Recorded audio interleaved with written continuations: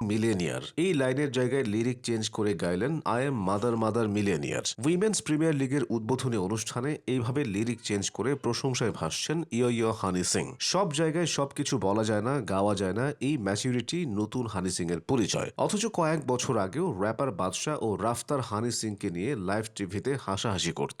বাদশা তো গানও গিয়েছিলেন যে হানি সিং এর কখনো কামব্যাক হবে না, অথচ হানি সিং ফিরেছেন রাজকীয়ভাবেই। এমনকি হানি সিং এর গ্র্যান্ড কামব্যাকের কাছে বাদশা ফিকে হয়ে গেছেন বলিউডে। 15 মার্চ 1983 সালে ভারতের দিল্লিতে জন্ম নেওয়া এই মানুষটি কখনোই শুধুমাত্র একজন গায়ক ছিলেন না, তিনি ছিলেন এক ধরনের ট্রেন্ড, এক ধরনের কালচার, যে কালচার একসময় কলেজ ফেস্ট থেকে শুরু করে বিয়ের গানের লিস্ট, পার্টির প্লেলিস্ট সবকিছু দখল করে নিয়েছিল। একটা সময় ছিল যখন ভারতের যে কোনো শহরে ঢুকলে কোথাও না কোথাও বাজত ব্রাউন র্যাং, আংরেজি বিট, ব্লু আইস কিংবা লুঙ্গি ডান্স। সেই সময়টা ছিল হানি সিং এর রাজত্বের সময়। শিখ পরিবারে জন্ম নেওয়া হানি সিং এর শৈশব কেটেছে দিল্লিতেই। পড়াশোনা করেছেন গুরু নানক পাবলিক স্কুলে। ছোটবেলা থেকেই সঙ্গীতের প্রতি আগ্রহ থাকলেও শুরুটা কিন্তু ঝলমলে মঞ্চ দিয়ে হয়নি। 2003 সালে তিনি কাজ শুরু করেন আন্ডারগ্রাউন্ড হিপ হপ মিউজিক সিনে। তখন তিনি মূলত মিউজিক প্রডিউসার, সেশন আর্টিস্ট আর রেকর্ডিং আর্টিস্ট হিসেবে কাজ করতেন। লাইমলাইট ছিল না, ক্যামেরা ছিল না, ছিল শুধু মিউজিকের নেশা। এই দীর্ঘ প্রস্তুতির ফল আসে 2011 সালে, যখন প্রকাশ পায় তার প্রথম album international villager.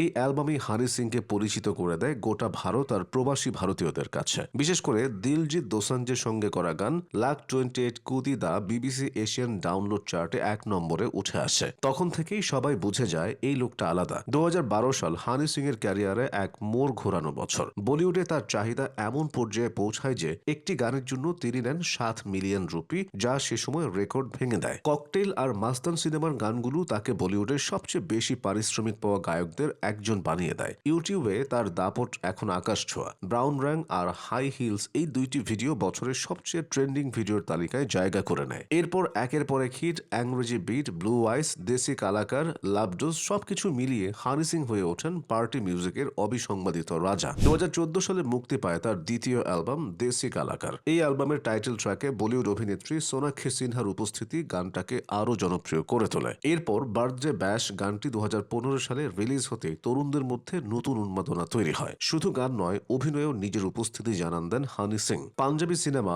Mirza the untold স্টোরিতে ক্যামিও চরিত্রে অভিনয় করে তিনি জিতে নেন পিটিসি পাঞ্জাবি ফিল্ম অ্যাওয়ার্ড। তবে তার ক্যারিয়ার যেমন উজ্জ্বল তেমনি বিতর্কেও ভরা। তার গানের ভাষা, বিষয়বস্তু নিয়ে বহুবার অভিযোগ উঠেছে, নারী বিদ্বেষ আর অ্যালকোহলকে গ্ল্যামারাইজ করার অভিযোগ। 2012 সালের দিল্লি পর একটি বিতর্কিত গানের সঙ্গে তার নাম জড়িয়ে যায়, যদিও পরে আদালত প্রমাণের অভাবে মামলা খারিজ করে দেয়। ব্যক্তিগত জীবনেও শান্ত ছিলেন না হানি সিং। 2011 সালে শালিনী তালওয়ারকে বিয়ে করলেও 2023 সালে সেই সম্পর্কের ইতি ঘটে। পারিবারিক সহিংসতার অভিযোগ উঠে ব্যাপক আলোচনায় আসে বিষয়টি, যদিও পরে অভিযোগ প্রত্যাহার করা হয়। সব বিতর্ক, পতন আর সমালোচনার মাঝেও হানি সিং বারবার ফিরে এসেছেন। 2024 সালে প্রকাশিত অ্যালবাম গ্লোরিতে 18টি গান নিয়ে আবারও জানান দেন তার উপস্থিতি। মিলিয়নিয়ার, র্যাপ গডের মতো গান স্ট্রিমিং প্ল্যাটফর্মে ট্রেন্ড করতে থাকে। 2024 সালের শেষ দিকে নেটফ্লিক্সে মুক্তি পায় ডকুমেন্টারি ইয়ো ইয়ো হানি সিং ফেমাস, যেখানে উঠে আসে তার উত্থান, পতন আর লড়াইয়ের গল্প।